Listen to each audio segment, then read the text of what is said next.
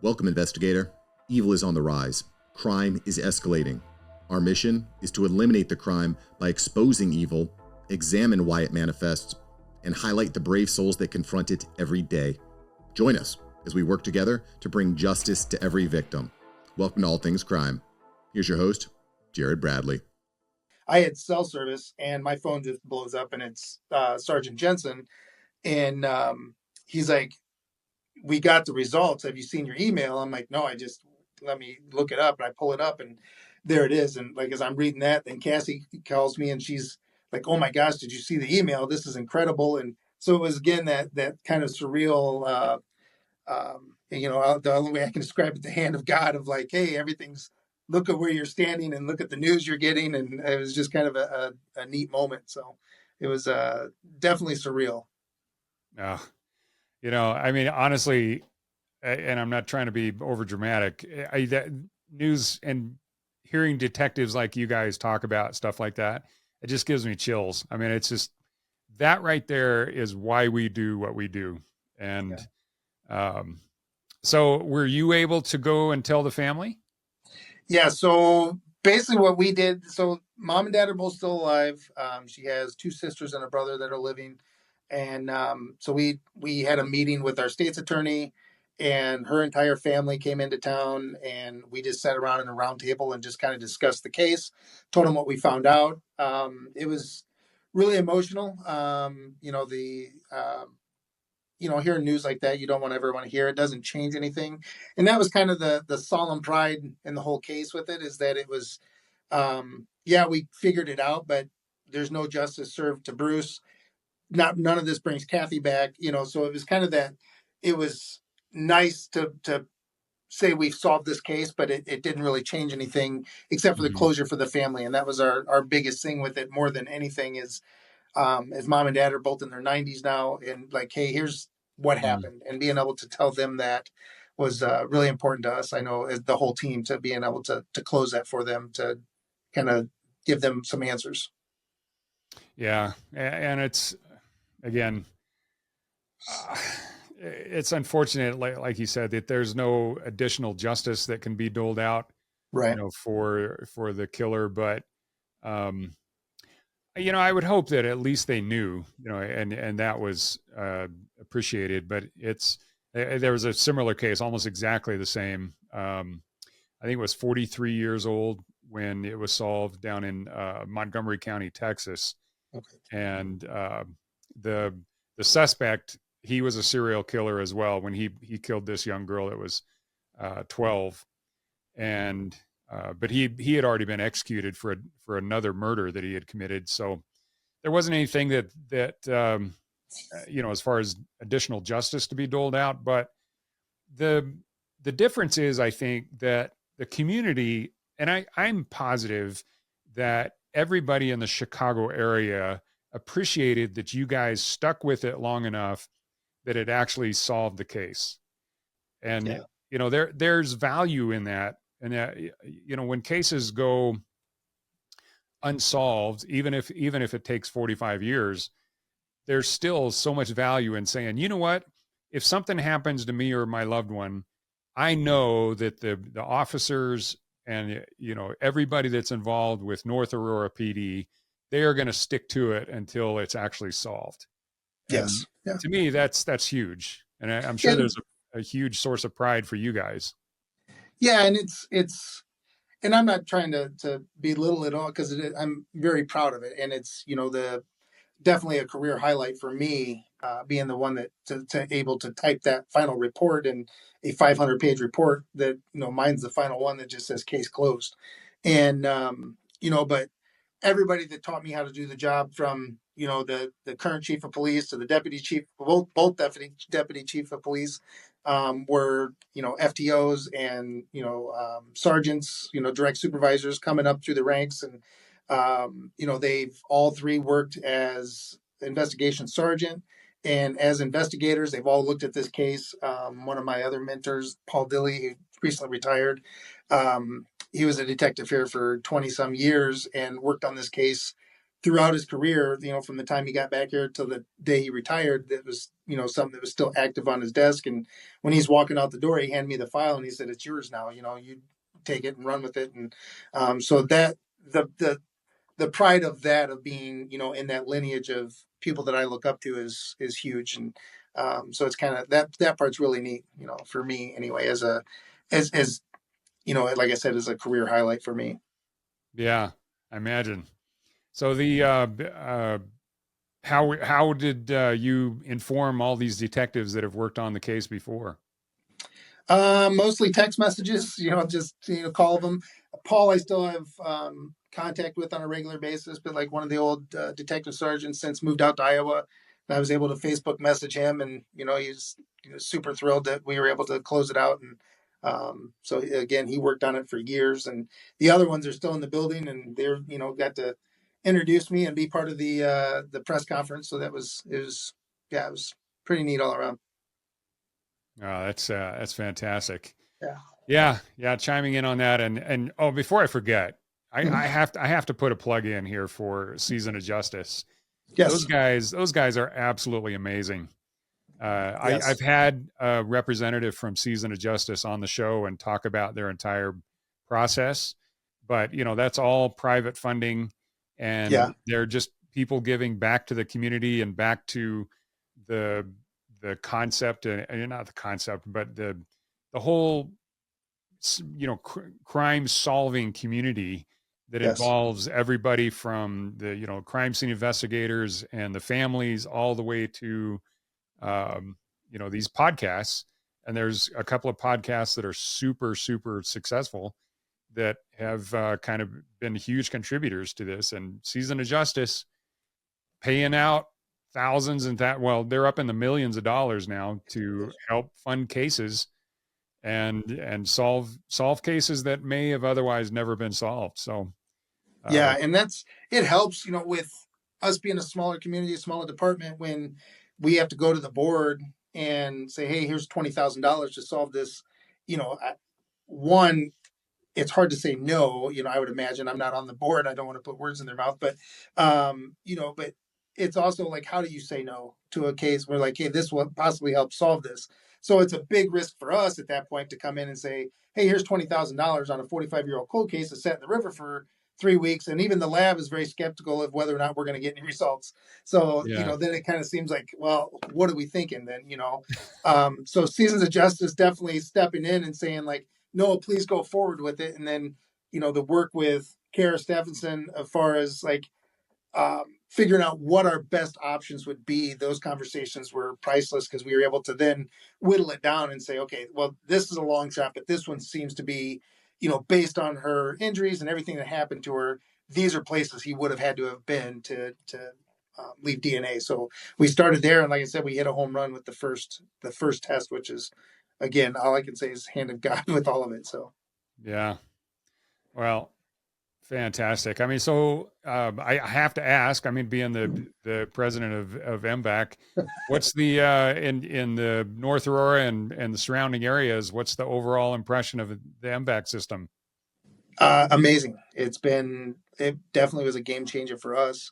And I don't know if it's you guys or there's another company going around teaching cold cases. And so somebody recently, I think it was last week sometime, I got like 4 or 5 phone calls where people are like, hey, you were the guy that solved that case. What lab did you use? How do I get a hold of MVAC? So I'm assuming it's a class you guys are putting on somewhere that's talking about this case. And people are reaching out. So I'm able to, definitely spread the word that it was a game changer for us. And, I don't know that, um, I don't know that the regular swab technology won't get there eventually, but it wasn't there yet. And this put us over the goal line with it for sure. Yeah, well, it's not us, but Okay. there are tons of even um, retired law enforcement guys, cold case specialists. Um, Blue Line Group out of North Carolina, they talk about the MVAC all the time. There's Yeah. there's even textbooks that are being taught in universities that have the MVAC in it now. Awesome. And there's a number of universities that have purchased the MVAC to incorporate into into their curriculum. So, yeah, word's getting out, and Yeah. but again, nothing helps our case better than like you guys, where you're actually solving, a 45-year-old cold case, and you think about what are the odds that we could find viable DNA, and a really good profile off of an area that's already been swabbed. Yeah. It was in a river for 3 weeks and still provided, a 9.4 trillion level Yeah. It's DNA incredible. profile. That's that's a Yeah. strong profile. Yeah. It's like I said, it was a game changer for us. And like you said, it's pushing that age limit of where these cases aren't getting solved older than what that one, you know what I mean? It may be one of the older ones that has been solved with that. So that kind of stuff, it was a game changer. Music to my ears, man. I appreciate that. Fantastic. So, anything else that we've missed? I mean, there's, lots of news hit that area, and I'm sure for a little while it was chaotic for you guys to, get the word out. But is this kind of does it get brought up much with your fellow detectives? Yeah, it's kind of become the little ribbing joke of the hero of North Aurora with my partner at work likes to give me a hard time about it with the picture of me at the press conference laminated above his desk. And so yeah, but we do talk about it, and it is, like I said, there's a solemn pride of being able to say that we're this group, especially the investigations team we have right now, that we were the ones that kind of put the ribbon on this and closed it out. And so we're very proud of it. It's a solemn pride as far as, again, like we said, there's no justice. It doesn't bring Kathy back, but being able to bring that closure to the family, that was always what I prayed about with this case going forward, that we'd be able to, just kind of close that for them. And so, yeah. Well, congratulations and kudos to everybody there that worked on that case. And I mean, there's so many just positive things that comes out of solving a case like this. It's, and obviously with being with MVAC, I mean, we're just like, holy crap. Yeah. We solved another 45-year-old case. The record so far is 56 years. Okay. All right. So yeah, you still had 9 years to you had plenty of time, man. No, but again, I go back to the more times this happens where you're solving cases that are super old, that have, you've opened up that case file over the generations. You guys, one detective's handing it off to another detective, and you're saying, "Hey, man, keep on with this and solve it." There's a big case here in Utah that the responding officer to the murder, he'd only been, he was a detective, so the sheriff's department, he'd only been on the force for 3 years. 18 years later, he's the sheriff. Okay. And he was able to personally go out. So this is in Utah, but they tracked him down. He was in Florida, and this sheriff who had been, this case was forefront in his mind for 18 years. And even though his career had advanced, he was like, I cannot retire until we solve this case. He was able to fly out to Florida and personally put the cuffs on this guy. That's awesome. Yeah. Good for him. Yeah. But just things like that, you're like, how cool was it? You can imagine if the detectives that were, initially responding to Kathy's case, and from the time that they pulled her out of the river all the way to now, when how many of those guys were still around, and was it? I just can't even imagine how the feeling of well, it had to be just a huge rush of emotions of every type. Yeah. They're like, you know what? Finally, something that I did, this horrific scene of seeing this young girl who had been murdered, pulled out of the river, just dumped like trash. And yet we're able to get her some semblance of justice. I don't know. There, I'm a military guy, and I know that in the so I was with the 101st Airborne, and we would have 3 months of preparation, sometimes 6 months of preparation, like every day, just droning on about different scenarios that we were going to do, and kind of walking through how we would execute a mission. And those 3 months would all go toward about 20 minutes of just out of your mind excitement, Yeah. jumping out of airplanes and that kind of crap. And then, but I know you guys are kind of in that same boat where, you have all this mundane stuff, you're trying to just review a 500-page case file for the 10th time, and you're Yeah. trying to See, what find did we miss? Yeah. one little thing in there that's different. And you're like, what technologies are different? How can I apply a new method to this case? And then you finally get a crack at it, and this is the result. So yeah. Yeah, it was awesome. And I always,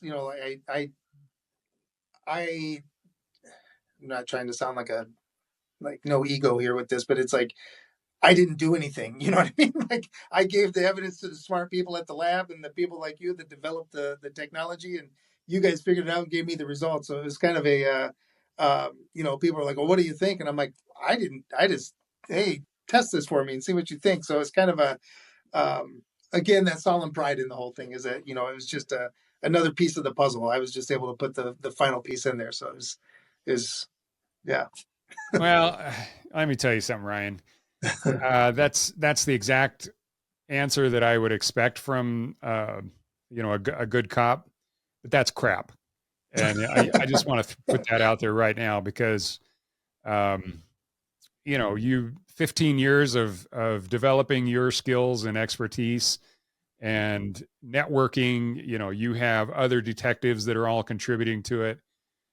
Somebody a light went off when this other case was announced, and the DNA was um, tied to Bruce Lindahl, and all those things that are connected.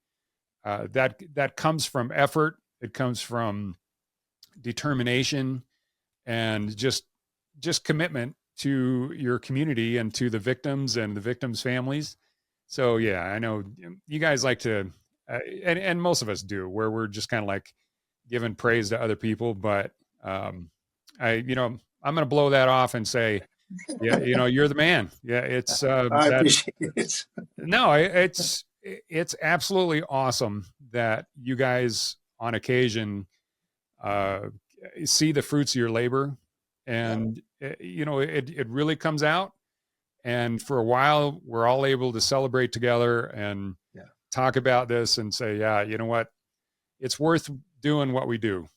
And that I frankly, of all the pain and suffering that, that I've gone through to help this company get to where it is, and the legacy of my dad's invention, and be able to talk to good detectives like you guys and say, hey, this system can help solve cases, and here's proof. So Yeah. Oh, it was great. It was definitely a game changer in the system for sure. So well, that's awesome, man. Hey, definitely tell everybody there at North Aurora, how much we appreciate them, and congratulations again on being able to solve Kathy's case. It just warms my heart when I think of her, and hopefully she's up in heaven somewhere, enjoying things, but finally seeing uh, at least her case has come to a close. And yeah, uh, absolutely.